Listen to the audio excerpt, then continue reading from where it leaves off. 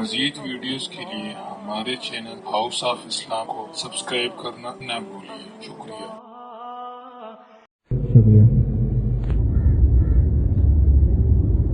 الحمد لله نحمده ونستعينه ونستغفره ونؤمن به ونتوكل عليه ونعوذ بالله من شرور أنفسنا ومن سيئات أعمالنا من يهده الله فلا مضل له ومن يضلله فلا هادي له وأشهد أن لا إله إلا الله وحده لا شريك له وأشهد أن سيدنا وسندنا ونبينا ومولانا محمدا عبده ورسوله صلى الله تعالى عليه وعلى آله وأصحابه وبارك وسلم تسليما كثيرا أما بعد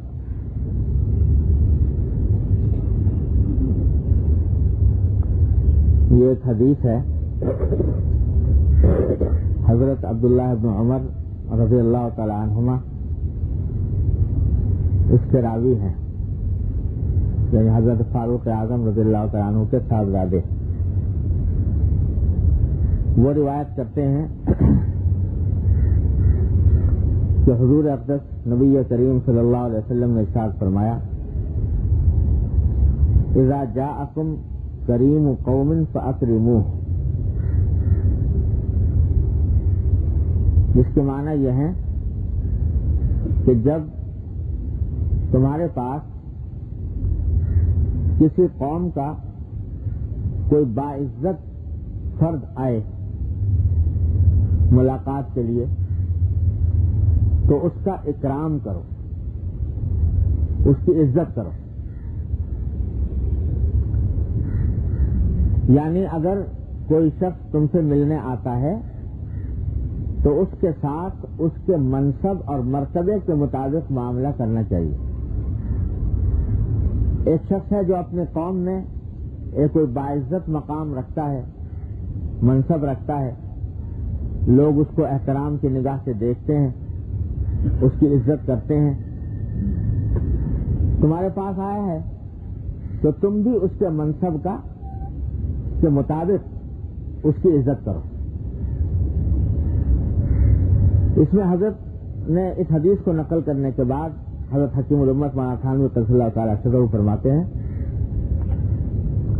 کہ اس میں اہل طریق یعنی صوفیاء کرام، اولیاء کرام، ان کی عادت کی دلیل ہے کہ وہ ہر شخص کے ساتھ نیک و بد کی تخصیص کے بغیر ایسی حسن معاشرت کا معاملہ کرتے ہیں جو اس کے مرتبے کے مناسب ہے۔ یعنی بزرگان دین اور اولیاء کرام کا طریقہ یہ رہا کہ جب کوئی شخص ملنے آیا ہے تو چاہے دیکھنے میں ظاہری اعتبار سے وہ کوئی نیک آدمی نظر نہیں آتا اور بظاہر اس کو فساق فجار میں بھی شمار کیا جا سکتا ہے، لیکن اپنی قوم میں، اپنے حلقے میں اس کا ایک اثر ہے، اس کی ایک عزت ہے، اس کی ایک وقت ہے۔ تو یہ اللہ والے حضرات اور بزرگان دین، اولیاء کرام، یہ نہیں کہ کیونکہ وہ فاسق فاجر ہے یا برا ہے اپنے اعمال کے لحاظ سے، لہذا اس کی توہین کریں، اس کی تحقیر کریں، اس کے ساتھ بد اخلاقی سے پیش آئیں یا ایسا معاملہ کریں جس میں وہ اپنی خفت محسوس کریں، توہین محسوس کریں۔ ایسا نہیں کرتے، بلکہ اس کے ساتھ معاملہ کرتے ہیں حسن معاشرت کا، حسن اخلاق کا، جیسا وہ اپنے قوم کے اندر یا اپنے حلقے کے اندر باعزت ہے تو ہمارے ہاں آ کر اس کی عزت اتاری نہیں جائے گی، بلکہ اس کے ساتھ اس کے مرتبے کے مطابق معاملہ کیا جائے گا۔ یہ ہے در حقیقت تعلیم حضور نبی کریم سرور عالم صلی اللہ علیہ وسلم کی. اور یہ جو بعض مرتبہ نظر آتا ہے کہ کسی بزرگ کی مجلس ہے اور اس میں کوئی حاکم آ گیا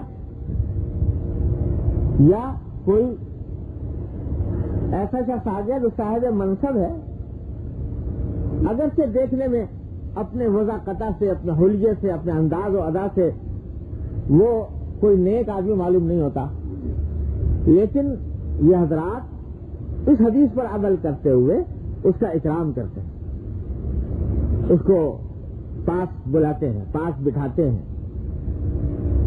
اور یہ حضور اقدس صلی اللہ علیہ وسلم کی تعلیم ہے. ہر شخص سے اس کے منصب اور مرتبے کے مطابق معاملہ کرے. حدیث میں حضرت عائشہ صدیقہ رضی اللہ تعالیٰ عنہ فرماتی ہیں کہ ایک مرتبہ آپ تشریف فرما تھے، حضور اقدس صلی اللہ علیہ وسلم تشریف فرما تھے، اتنے میں ایک شخص سامنے سے آتا ہوا نظر آیا دور سے. تو آپ نے حضرت عائشہ رضی اللہ تعالیٰ عنہ سے فرمایا کہ یہ آدمی جو آ رہا ہے یہ برا آدمی ہے، بئس اخو العشیرہ، یہ قوم کا برا آدمی ہے. مطلب یہ کہ اس کے حالات، اس کے اخلاق، اس کے اعمال، اس کے کردار اچھا نہیں ہے. لیکن حضرت عائشہ فرماتی ہیں کہ تھوڑی دیر کے بعد وہ آ گیا اور حضور اقدس صلی اللہ علیہ وسلم کی خدمت ہی میں آ گیا. تو جب وہ آ گیا تو آپ نے اس کے ساتھ بڑا اکرام کا معاملہ فرمایا اور اس کے ساتھ خوش اخلاقی کا معاملہ فرمایا اور حسن معاشرت کا معاملہ فرمایا اور بڑے خندہ پیشانی کے ساتھ اس سے ملے، خندہ پیشانی سے مل کر اس کے ساتھ باتیں کی. جب وہ چلا گیا تو حضرت عائشہ فرماتی ہے میں نے پوچھا کہ یا رسول اللہ آپ نے تو پہلے ہی آنے سے پہلے بتا دیا تھا کہ یہ تو آدمی صحیح نہیں ہے، برا آدمی ہے، اور جب آ گیا تو آپ نے اس کے ساتھ بڑی بشاشت کے ساتھ معاملہ فرمایا. تو حضور اقدس نبی کریم سرور عالم صلی اللہ علیہ وسلم نے جواب میں فرمایا کہ بھائی بہت وہ شخص اچھا نہیں ہے کہ جس کے ساتھ لوگ اچھا معاملہ کریں اس کی برائی سے بچنے کے لیے. کیا اگر ہم یہ معاملہ نہیں کریں گے تو یہ ہمیں نقصان پہنچائے گا یا کوئی کسی مشکل میں مبتلا کر دے گا یا اور دشمنی عداوت کھڑی کر دے گا. اس سے بچنے کے لیے لوگ اس سے اچھا معاملہ کریں. اس حدیث میں آپ دیکھیے کہ ایک تو حضور اقدس صلی اللہ علیہ وسلم نے آنے سے پہلے ہی حضرت عائشہ کو متنبع کر دیا، بتا دیا کہ یہ آدمی جو آ رہا ہے یہ اچھا نہیں. بظاہر تو غیبت معلوم ہوتی ہے کہ ایک آدمی ابھی آیا نہیں، پیٹھ پیچھے اس کی برائی بیان کی. لیکن حقیقت میں غیبت اس لیے نہیں کہتا ہے جب کسی شخص کی برائی اس نقطہ نظر سے بیان کی جائے تاکہ مخاطب اس کے بارے میں ہوشیار ہو جائے، اس سے دھوکہ نہ کھائے، اس کی کوئی اس کی وجہ سے کوئی برائی یا کوئی تکلیف نہ اٹھائے، تو یہ غیبت نہیں ہوتی. اس نیت سے یہ بات بیان کی جا رہی ہے تاکہ مخاطب کو متنبع کر دیا جائے کہ بھائی تم دھوکہ مت کھانا اس سے، تو یہ غیبت نہیں ہوتی. پھر دوسرا یہ کہ آ کر اس کے ساتھ بشاشت کے ساتھ معاملہ فرمایا. اب حالانکہ یہ بھی ممکن تھا کہ جب وہ آدمی برا تھا تو یہ بھی تو ممکن تھا کہ جب وہ آ گیا تو اس کی برائیوں پر متنبع کرتے آپ کہ تیرے اندر فلاں برائی ہے، تیرے اندر فلاں برائی ہے، تیرے اندر فلاں برائی ہے، اور اس کو متنبع کر کے اس سے بات رہنے کی تلقین فرماتے، دعوت تبلیغ کا فریضہ انجام دیتے اس کے ساتھ. لیکن ایسا نہیں کیا بلکہ بشاشت کے ساتھ معاملہ کیا اور وہ بات نہیں کہی. اس سے بات معلوم ہوئی کہ ہر وقت تبلیغ کا وقت نہیں ہوتا. دعوت کا، امر بالمعروف کا، نہی عن منکر کا کے لیے بھی وقت کی تلاش چاہیے، مناسب وقت دیکھنا چاہیے، مناسب موقع دیکھنا چاہیے.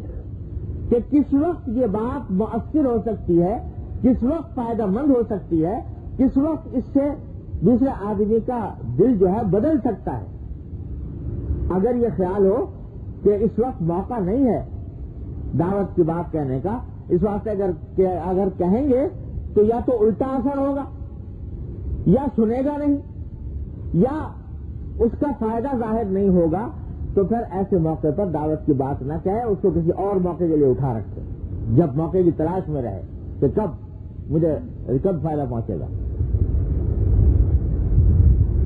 تو یہ نہیں ہے کہ یہ امر بالمعروف یا نہی عن المنکر یا دعوت کی بات کوئی پتھر ہے جو اٹھا کے پھینک دیا جب چاہا، بلکہ موقع کی تلاش رکھو، مناسب موقع دیکھو، جب مناسب موقع مل جائے تو اس وقت کہو۔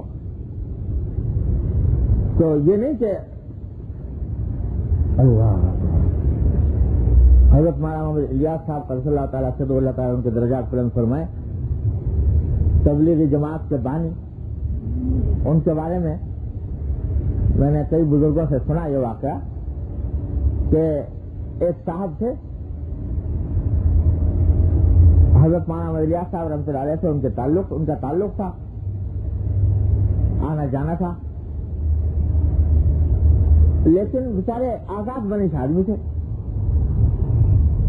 اور حلیہ بھی ظاہری وضع قطع جو ہے سنت کے مطابق نہیں تھی۔ تو بہت عرصے تک آتے جاتے رہے، ملاقاتیں ہوتی رہیں، حضرت جب کوئی موقع ہوتا کوئی بات کہہ دیتے، ورنہ ان کے ساتھ بڑا دوستی کا معاملہ کرتے۔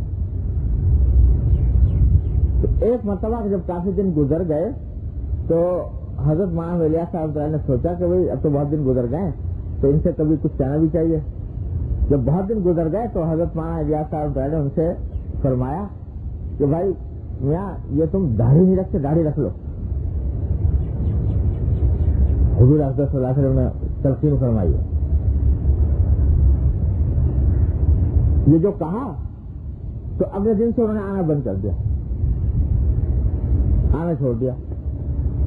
ان کے دل میں ایک شرم پیدا ہوئی ہوگی کہ مولانا نے ایک بات فرمائی ہے، اب آئندہ مجھ سے قدرت تو ہو نہیں رہی ابھی تک اس کام سے کرنے کی، اور اب جاؤں گا تو کس منہ سے جاؤں گا، شاید یہ خیال ہوا ہوگا، تو آنا بند کر دیا۔ جب کئی دن گزر گئے نہیں آئے تو حضرت مولانا الیاس صاحب نے فرمایا کہ بھائی ہم سے بڑی سخت غلطی ہوئی۔ غلطی یہ ہوئی کہ ہم نے توا گرم ہونے سے پہلے روٹی ڈال دی۔ روٹی ڈالنی چاہیے کہ اس وقت جب کہ توا گرم ہو جاتا تو روٹی کو پکڑ لیتا، اور ہم نے ابھی توا گرم ہوا نہیں تھا اس سے پہلے روٹی ڈال دی، تو ہم سے غلطی ہوئی۔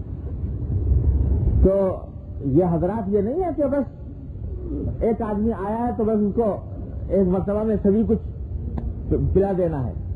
یہ دیکھو کہ وقت کیا ہے، موقع کیا ہے، کس موقع کے اوپر اس کے اوپر بات مؤثر ہو سکتی ہے نہیں ہو سکتی۔ حضرت مولانا قاسم صاحب نواسوی رحمۃ اللہ علیہ دارالعلوم دیوبند کے بانی، ہم سب کی گردنیں جھکی ہوئی ہیں ان کے احسانات کے آگے۔ تو وہ ان کے حضرت نے لکھا ہے واقعہ ارواح ثلاثہ میں، حضرت حکیم الامت مولانا خان قدس اللہ علیہ نے کہ حضرت مولانا قاسم صاحب نواسوی رحمۃ اللہ علیہ کے دوست تھے، دوستی کر لی۔ دوستی ایک ایسے آدمی سے جو بالکل یعنی آزاد منش قسم کے آدمی، حلیے میں، حوضہ میں، قطع میں، ہر چیز میں بالکل مختلف، نہ لباس سنت کے مطابق، نہ چہرہ سنت کے مطابق، نہ کچھ، اور دوستی چل رہی حضرت مولانا قاسم نواسوی رحمۃ اللہ علیہ کی، اور ان کے ساتھ اٹھنا بھی ہے، بیٹھنا بھی ہے، باتیں بھی ہیں، سبھی کچھ ہے، آتے ہیں تو عزت بھی کرتے ہیں۔ یہ سب اسی میں آ رہا ہے، اذا اتاکم کریم قوم فاکرموا، اکرام کر کیا جا رہا ہے اس کو۔ جب کئی سال گزر گئے، یعنی کئی سال گزر گئے، حضرت نے کبھی ان کے اوپر حلیے کے اوپر کوئی بات نہیں کی۔ اس زمانے کا رواج تھا، اب تو لوگوں کا مطلب بھی سمجھانا مشکل ہے، میں بھی صحیح مطلب اس کا نہیں بتا سکتا کہ اس زمانے میں داڑھی تو رکھتے تھے لوگ، لیکن ہندوانہ رسم تھی غالباً یا کیا تھی کسی غیر مسلم قوم کے اتباع میں یہ کہتے کہ داڑھی چڑھاتے، اس کو داڑھی چڑھانا بولتے تھے، یعنی وہ داڑھی کو اوپر کی طرف چڑھا لیتے تھے کسی خاص طریقے پر، اس کو داڑھی چڑھانا بولتے تھے۔ اس کا ذکر بہت آتا ہے، کبھی اس کا حقیقت سمجھنے کی نوبت نہیں آئی، لیکن ہے ایک بات کہ غیر اسلامی طریقہ تھا، علماء کرام اس کے اوپر نکیر فرماتے تھے۔ تو وہ صاحب جو تھے وہ داڑھی چڑھایا کرتے، اور لباس بھی علماء صلحاء کا لباس نہیں تھا، ایسا لباس تھا جس پر علماء عام طور سے نکیر کیا کرتے تھے۔ جب کئی سال گزر گئے اسی حالت میں وہ آ رہے ہیں، ایک مرتبہ کبھی حضرت مولانا قاسم ناز صاحب نازوی رحمۃ اللہ علیہ نے ایک مرتبہ بھی کبھی یہ نہیں فرمایا کہ بھائی یہ کیوں کرتے۔ جب بہت عرصہ گزر گیا تو اس کے بعد ایک دن فرمایا ان صاحب سے کہ بھائی ہماری تمہاری دوستی تو بڑی پکی ہے، لیکن یہ عجیب قصہ ہے کہ ہمارے جو رہن سہن کا طریقہ ہے اس میں بڑا فرق ہے، آپ کا کوئی لباس کچھ اور طرح کا ہے، ہمارا کچھ اور طرح کا ہے، ہماری داڑھی کچھ اور طرح کی ہے، آپ کی اور طرح کی ہے، دوستی اتنی پکی اور ہمارے لباس وغیرہ میں اتنا فرق۔ تو اب میں سوچتا ہوں کہ بھائی اتنی پکی دوستی ہو گئی تو اب ایک جیسا ہونا چاہیے۔ تو اس واسطے اب میری گزارش یہ ہے کہ جیسا تمہارا لباس ہے ایک جوڑا مجھے بھی ایسے ہی لا دو، ایک جوڑا مجھے بھی لا دو تو میں بھی ویسے ہی پہن لوں، اور یہ داڑھی چڑھانا مجھے تو آتا نہیں، تو تم ذرا دکھاؤ کیسے چڑھاتے ہیں، ذرا تم چڑھا دو میری داڑھی تاکہ ہم دونوں کی ظاہری شکل صورت بھی ایک جیسی ہو جائے۔ بس وہ لوہا گرم ہو چکا تھا اور اب چوٹ پڑنے کی دیر تھی، چوٹ اس طرح ڈال دی۔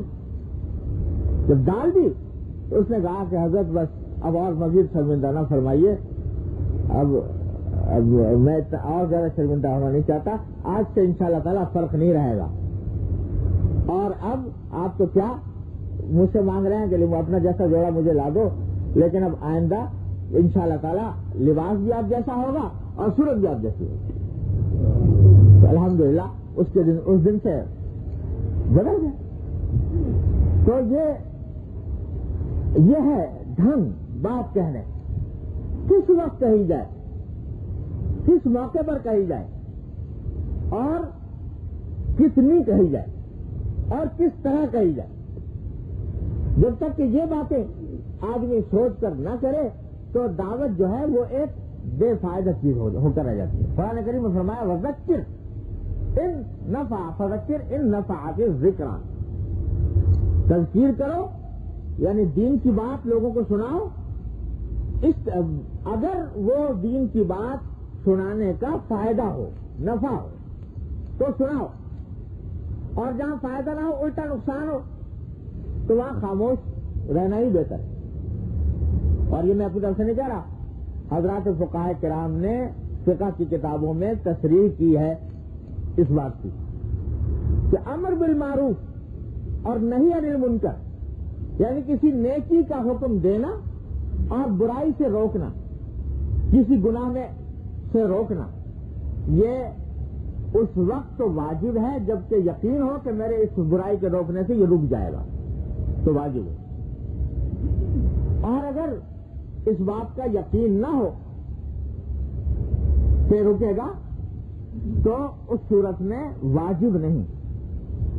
اور یہ بھی فرمایا کہ اگر یہ خیال ہو کہ زیادہ خیال یہ ہے کہ رک جائے گا تو پھر بہتر ہے کہ تبلیغ کرے، دعوت دے، لیکن اگر زیادہ خیال یہ ہو کہ نہیں رکے گا اور میری بات فضول جائے گی، اور تو اس صورت میں جائز ہے کہ خاموش رہے۔ اس سے بھی آگے بڑھ کر فقہاء کرام جو فرماتے ہیں کہ اگر اس بات کا اندیشہ ہے کہ میرے بات کہنے سے یہ الٹا یا تو تکلیف پہنچائے گا مجھے یا دین کا استہزاء کرے گا، ابھی تو محض بے عملی کی بات ہے، آگے پھر مذاق اڑانے کی بات آئے گی، اور مذاق اڑانے سے اندیشہ ہے کہ کفر میں مبتلا ہوگا، العیاذ باللہ۔ تو ایسی صورت میں امر بالمعروف اور نہی عن المنکر سے رکنا ہی واجب ہے۔ اس وقت نہ کہے، وقت دیکھے کہ کون سا وقت مناسب ہے، کس وقت میں جا کر بات کہنی چاہیے۔ تو بعض لوگ یہ سمجھتے ہیں کہ بھائی چونکہ ایک دوسرے حلقے کا آدمی آیا ہے تو ہم اگر اسی وقت اس کے اوپر دعوت کا کام نہیں کریں گے، امر بالمعروف اور نہی عن المنکر کا کام نہیں کریں گے تو ہمارا اس کا ہم گنہگار ہوں. ایسا نہیں. وقت دے تو حضور اقدس صلی اللہ علیہ وسلم نے ان صاحب کے آنے کے بعد یہ محسوس فرمایا ہوگا کہ اس وقت ان سے کچھ کہنا فضول ہے، اس واسطے اس وقت کوئی بات نہیں فرمائی اور بشاشت سے معاملہ فرمایا. اور تیسری بات یہ فرمائی کہ ایک تو نفس یہ بات کہ دوسرا شخص اپنی قوم میں کوئی عزت رکھتا ہے، صاحب منصب ہے، اس کا ایک تقاضا ہے کہ اس کا اکرام کیا جائے، اس کی عزت کی جائے. دوسرا یہ کہ بعض اوقات یہ بھی ہوتا ہے کہ اگر تم اس کے حسب مرتبہ اس کے ساتھ معاملہ نہیں کرو گے، دشمنی اور عداوت پیدا ہو. تو خامخواہ دشمنی اور عداوت مول لینا یہ بھی کوئی پسندیدہ بات نہیں.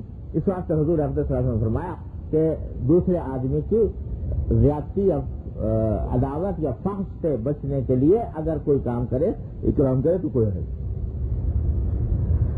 تو یہ ہے حضرات اولیاء بزرگان دین اور اولیاء کرام کا معمول اس حدیث کے مطابق، جہاں پر حدیث کو لانے کا منشا حضرت کا یہی ہے کہ بسا اوقات ایسا ہوتا ہے کہ ایک بزرگ ہیں اور ان کے پاس ایک آدمی آیا تو اس کے چلے گئے، اکثر اس کا اکرام کر لیا، دروازے تک اس کو چھوڑا ہے، یہ کام کیا تو بعض لوگ دیکھنے والے یہ اعتراض کرتے ہیں کہ بھائی دیکھو ایک فاسق آدمی کی اس طریقے سے عزت کی اور اس کے لیے کھڑے ہو گئے، اس کے وہاں تک پہنچایا. تو اس کا منشا در حقیقت یہی ہے، اذا اتاکم کریم قوم فاکرموا. اللہ.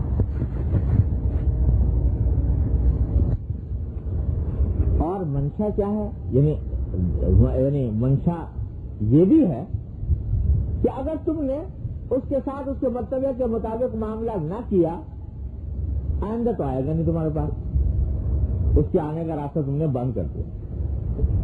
ابھی اگرچہ موقع نہیں تھا لیکن اگر ذرا انس پیدا ہوتا، ذرا وہ مانوس ہوتا، آتا جانا ہوتا تو شاید کوئی موقع آتا کہ تم اس کو کوئی حق بات پہنچا دیتے، اللہ تبارک و تعالیٰ اس کی اصلاح کا ذریعہ بنا دے. تو اس واسطے یہ کام کرنا چاہیے. البتہ بعض بزرگان دین سے دوسرے قسم کے واقعات بھی مروی ہیں، ان کو دیکھ کر بعض اوقات دھوکہ ہو جاتا ہے. یہ بعض بزرگان دین سے اس قسم کے قصے بھی مروی ہیں کہ وہ بیٹھے ہیں، ان کے پاس کوئی بڑا آدمی آیا اور انہوں نے اپنی جگہ سے سرکے بھی اپنا کام جاری رکھا، ذرا سی بھی نگاہ نہیں ڈالی کہ کون بادشاہ آیا یا حاکم آیا یا کون آیا. ایسے واقعات بھی آئے ہیں. ایک بزرگ کا بڑا عجیب و غریب واقعہ ہے. شام کے بزرگ شام میں رہتے تھے اور بڑے اللہ والے بزرگ تھے اور ایک مسجد کے اندر رہا کرتے تھے. ان کی حلقہ ہوا کرتا تھا، مریدین تھے، آ کر ان سے فیضیاب ہوتے تھے. مسجد کے اندر ہی عام طور سے قیام رہتا تھا. بڑا فیض تھا. تو ایک مرتبہ دمشق کا جو حاکم تھا، گورنر، اس نے شہرت سنی ہوئی تھی کہ یہ بڑے بزرگ ہیں. دل میں خیال پیدا ہوا کہ چلو ان بزرگ کی زیارت کرتے ہیں. تو وہ اپنا لاؤ لشکر لے کر باڈی گارڈ اور یہ اور وہ پہنچ گیا مسجد کے دروازے پر. لوگ نے جگہ دے دی، یہ گھستا چلا گیا. اتفاق سے اس وقت جو بزرگ تھے شیخ، وہ ایک مسلح پر بیٹھے، 2-4-10 سامنے شاگرد تھے، ان سے کچھ باتیں کر رہے تھے. بے تکلفی کے عالم میں پاؤں پھیلائے لیتے تھے، پاؤں پھیلائے ہوئے تھے اور اس طرح ٹیک لگا کر مریدین سے کچھ باتیں کر رہے تھے. وہ بادشاہ آیا، انہوں نے دیکھ لیا کہ آ رہا ہے، مگر یہ ٹس سے مسینہ ہوئے. جس حالت میں لیٹے تھے پاؤں پھیلائے ہوئے ویسے ہی لیٹے رہے. یہاں تک کہ وہ آیا، اس کو بھی دیکھتے بھی اس کو عجیب محسوس ہوا کہ ساری دنیا میرے لیے کھڑی ہوتی ہے، میرا استقبال کرتی ہے، اور یہ جناب لیٹے ہوئے ہیں، پاؤں پھیلائے ہوئے۔ خیر آ گیا، لیکن آیا تھا اس خیال سے کہ بھائی اللہ والے ہیں، تو ان سے آ کر سلام کیا، اپنا تعارف کرایا کہ میں دمشق کا حاکم ہوں۔ تعارف بھی کرا دیا، پھر بھی ان کے اوپر کوئی جوں نہیں رنگی، وہ اسی طرح لیٹے رہے پاؤں پھیلائے ہوئے، اور انہوں نے کچھ بات کہنی شروع کر دی، نصیحت، اور نصیحت کی بات کچھ ایسی انداز سے کہی کہ اس اللہ کے بندے کے دل پہ کچھ اثر ہوا، اور نصیحت سنتے وہ چلا گیا۔ جانے کے بعد وہاں سے ایک دیناروں اشرفیوں سے بھری ایک تھیلی جو ہے وہ ان کی خدمت میں بھجوائی بطور ہدیے کے، کہا کہ جانے والے کو کہا کہ میری طرف سے ہدیہ پیش کر دینا۔ جب شیخ کی خدمت میں وہ لایا تو اس نے کہا کہ بھائی دیکھو یہ تھیلی تو لے جاؤ واپس ان کے پاس۔ انہوں نے کہا وہ ڈانٹیں گے ہمیں کہ ہم نے ہدیہ بھیجا تم واپس کیسے لے آئے؟ انہوں نے کہا نہیں، یہ لے جاؤ اور ان سے ایک جملہ میری طرف سے کہہ دینا، اور وہ یہ کہ ان الذی یمد رجلہ لا یمد یدہ، جو شخص پاؤں پھیلاتا ہے وہ ہاتھ نہیں پھیلاتا، جو پاؤں پھیلاتا ہے وہ ہاتھ نہیں پھیلاتا، ادھر سے لے جاؤ یہ ایسے اس میں۔ تو اللہ تبارک و تعالیٰ نے یہ جملہ پہنچا دیا اس تک، تو اس جملے کا اثر ایسا ہوا اس کے اوپر کہ اللہ تبارک و تعالیٰ کے فضل سے اس کی زندگی میں انقلاب برپا ہوا، اور وہ پھر بزرگ کی خدمت میں آنے جانے لگا، اور اللہ تبارک و تعالیٰ نے اس کو دین کا ایسا کی توفیق عطا فرمائی کہ حیرت انگیز تبدیلیاں اس کے اندر آئیں۔ اب یہاں آپ دیکھیے کہ وہ بزرگ بظاہر تو اس حدیث کا مقتضی یہ تھا کہ اذا اتاکم کریم قوم فاکرموہ، جب ایک باعزت شخص آیا ہے تو اس کے منصب کے مطابق اس کا اکرام کرو، کھڑے ہو جاؤ، یا کھڑے نہیں ہوتے تو کم سے کم اس کو بٹھاؤ، بھائی آؤ اس کے ساتھ عزت کا معاملہ کرو۔ لیکن یہ کچھ نہیں کیا، پاؤں پھیلے ہیں سب پھیلے ہوئے۔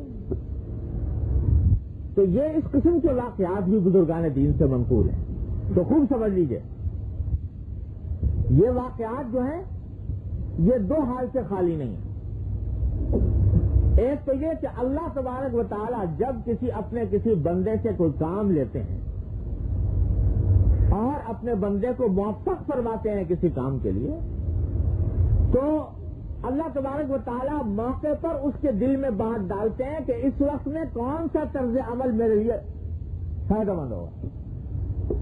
اللہ تبارک و تعالیٰ کی طرف سے القاء ہوتا ہے، اللہ تعالیٰ کی طرف سے الہام ہوتا ہے کہ اس وقت میں یہ طرز عمل فائدہ مند ہوگا، اور اللہ تعالیٰ پھر اس کو فائدہ مند بناتے ہیں۔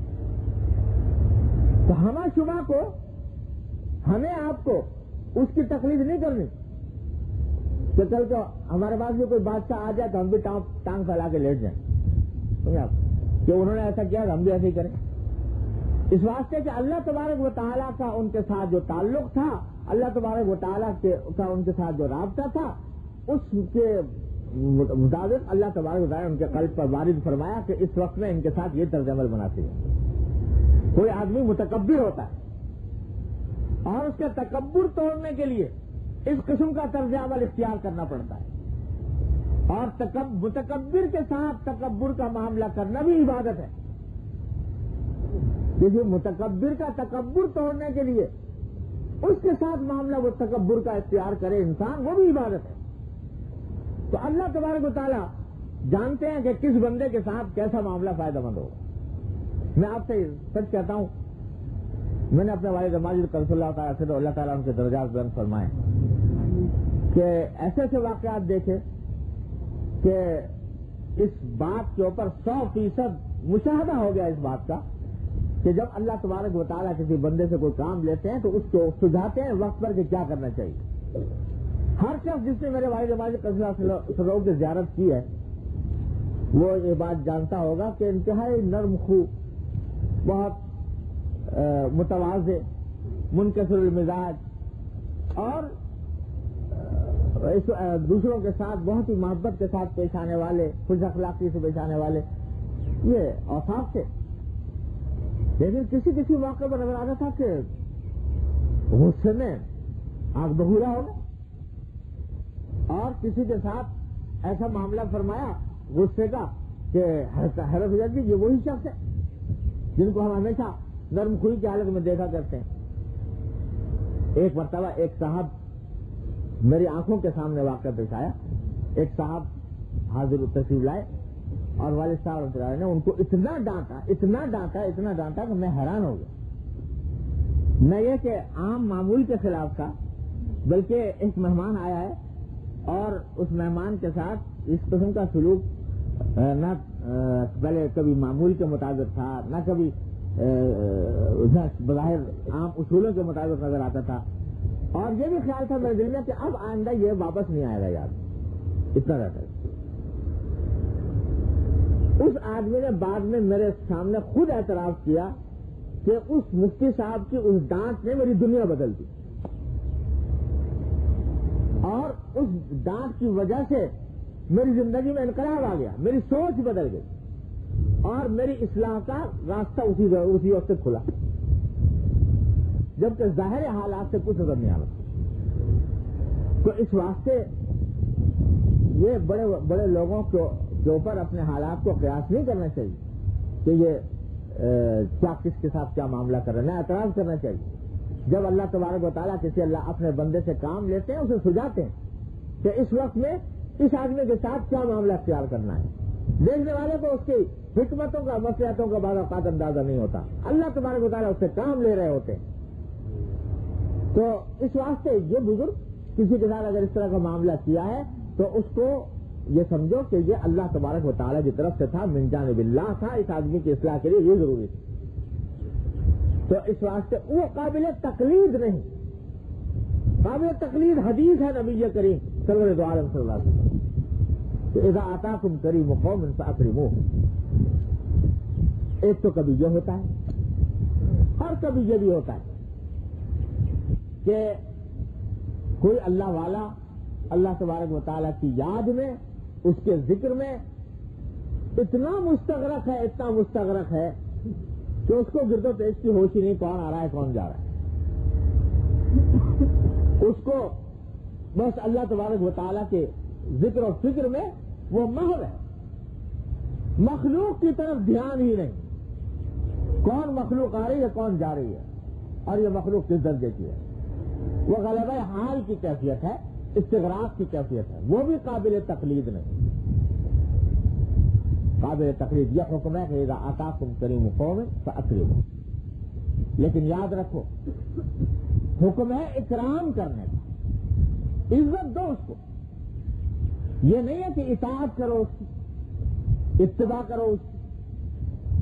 کہ اگر وہ کوئی غلط کام کر رہا ہے یا غلط بات کہہ رہا ہے تو اکرام کے مرعوب ہو کر یا اس کے باعزت منصب سے ڈر کر یا مرعوب ہو کر اس کی باطل بات کو مان لو یا اس کی پیروی شروع کر دو.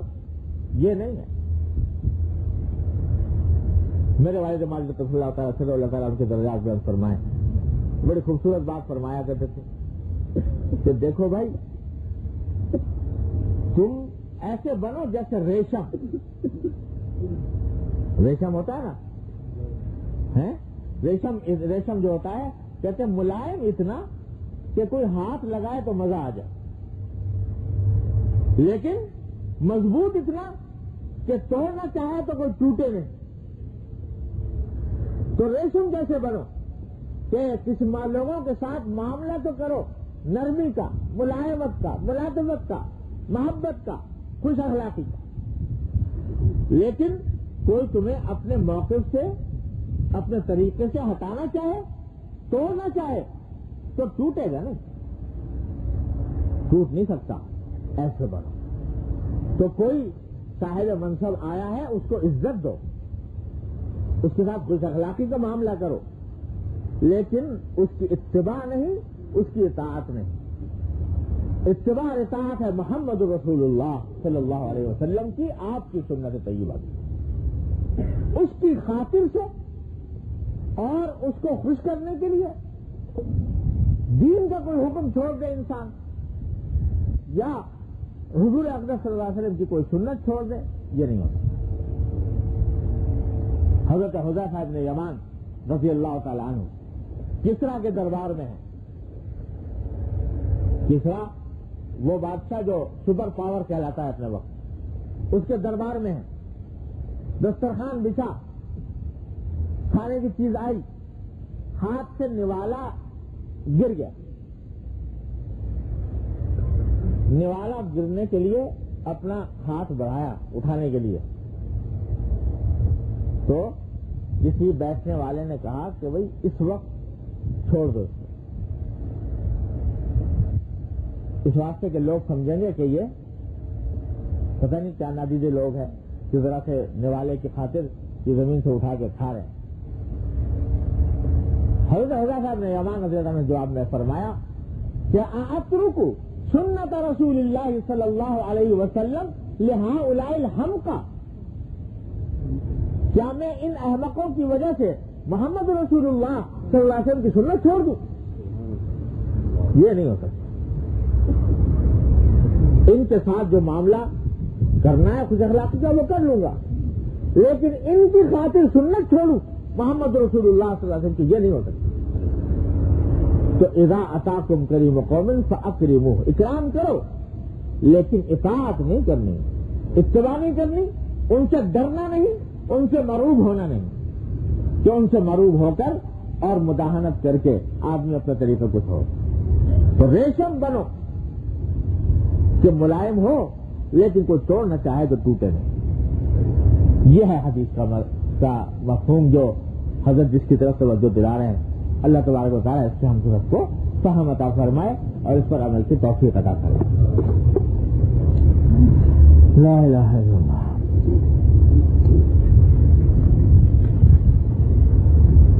دوسری حدیث ہے، اگلی حدیث جو حضرت نے یہاں پر نقل فرمائی ہے، اور اصل میں جیسا میں نے شاید پہلے بتایا تھا یہ حدیث جو ہیں یہ امام غزالی رحمۃ اللہ علیہ نے احیاء العلوم میں جو احادیث نقل کی ہیں وہ ہیں یہ جو حضرت یہاں پر نقل کر رہے ہیں، اور وہ مختلف ابواب کے تحت منقسم ہیں۔ تو کسی بھی باب میں جو بھی حدیث لائے ہیں وہ یہاں پر لکھ دی ہے، چاہے اس کا اس باب سے براہ راست تعلق ہو یا نہ ہو۔ تو اب تک ہمیں جو پڑھی ہیں وہ کتاب العلم، کتاب الصلاۃ، کتاب الزکاۃ، اب کتاب الصوم میں جو حدیثیں لائے ہیں وہ آگے مذکور ہیں۔ تو ان میں سے ایک حدیث یہ ہے جو معروف حدیث ہے، حضرت حذیفہ ابن یمان رضی اللہ تعالیٰ عنہما روایت فرماتے ہیں کہ حضور نبی کریم سرور دو عالم صلی اللہ علیہ وسلم نے ارشاد فرمایا النظر سہم مسموم من سہام ابلیس۔ یہ فرمایا کہ نظر یہ ابلیس کے تیروں میں سے ایک زہر میں بجھا ہوا تیر ہے۔ نظر ابلیس کے تیروں میں سے ایک ایسا تیر ہے جو زہر میں بجھا ہوا ہے، زہریلا تیر۔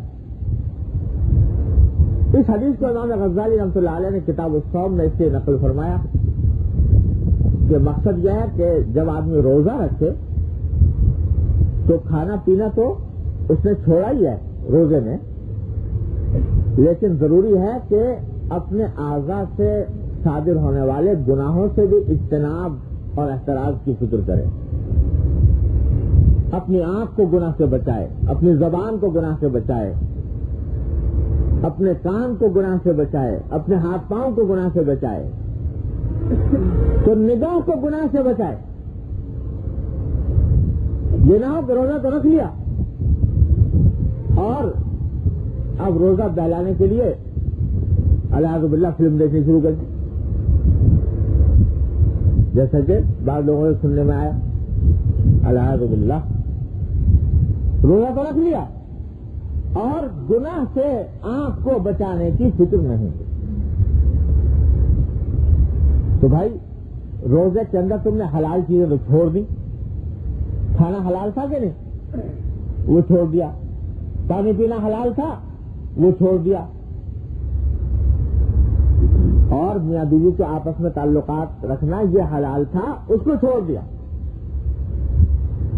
تو حلال چیزیں چھوڑ دی. جو چیزیں پہلے ہی سے حرام تھی، بد نظری، بد نگاہی، غلط جگہ پر نگاہ ڈالنا، وہ تم نے چھوڑا نہیں. تو حلال چیزیں چھوڑ دی، حرام چیزیں چھوڑی نہیں. یہ روزہ کیا ہوا؟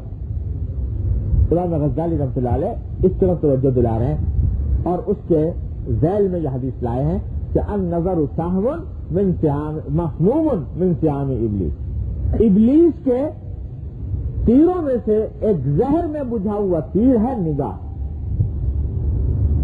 کہ ابلیس جو ہے جب انسان کو ورغلاتا ہے تو اس کا ایک بہت بڑا ہتھیار یہ ہے کہ نگاہ کو غلط جگہ پر استعمال کرنے پر اکساتا ہے. اور جب آدمی وہ کر لیتا ہے تو اعوذ باللہ اس کے نتائج بڑے ہولناک، بڑے مہلک ہوتے ہیں. بظاہر ایک معمولی سی بات ہے کہ نگاہ اٹھ گئی غلط جگہ پر، چھوٹی سی بات ہے، ایک سیکنڈ میں ہو گئی، لیکن اپنے نتائج کے اعتبار سے، اپنی ہلاکت آفرینی کے لحاظ سے یہ ایک لمحے کی غلطی بعض اوقات انسان کے لیے انتہائی تباہ کن بن جاتی ہے.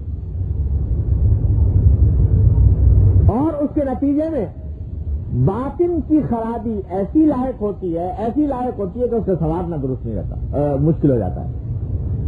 الیاذ باللہ. تو زہر میں بجھا ہوا تیر، اس سے بچنے کی فکر. اللہ تبارک و تعالیٰ نے یہ آنکھ ایسی نعمت عطا فرمائی ہے کہ انسان ساری عمر سجدے میں پڑا رہے اس نعمت کے شکر ادا کرنے کے لیے تو شکر کا ادا ہو نہیں سکتا. کیا نعمت اللہ نے عطا فرمائی؟ پوچھو اس سے جو کبھی اس نعمت سے محروم ہو گیا. بینائی، الیاذ باللہ، اللہ تعالیٰ سب کی حفاظت فرمائے، سب کی بینائی کی حفاظت فرمائے. لیکن ذرا تصور کرو، خدا نہ کرے کسی لمحے یہ صورت ہو جائے کہ ایک دم سے بینائی آنکھ کی چلی جائے، چاہے چند لمحوں کے لیے ہو، کیا قیامت گزر جائے گی انسان کے اوپر. اور اس بینائی کو واپس لانے کے لیے کتنا خرچ کرنے کو تیار ہو جائے گا، لاکھوں کروڑوں روپیہ خرچ کرنے کو تیار ہو جائے گا. میری بینائی واپس آ جائے. اتنی بڑی نعمت ہے، لیکن چونکہ مفت ملی ہوئی ہے، کوئی پیسہ اس کے لیے خرچ نہیں کیا، کوئی محنت اس کے لیے نہیں اٹھائی، اس واسطے قدر نہیں، پہچانتے نہیں. اللہ تبارک و تعالیٰ نے کتنی بڑی نعمت دے رکھی.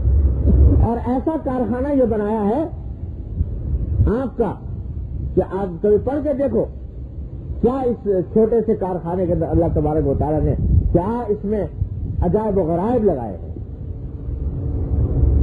سیاہ پتلی الگ ہے، سفید پتلی الگ ہے، اس کے اندر پردے ہیں اور اس کے اندر اعصاب ہے، اور کس میں کیسی صلاحیتیں رکھ دی ہیں.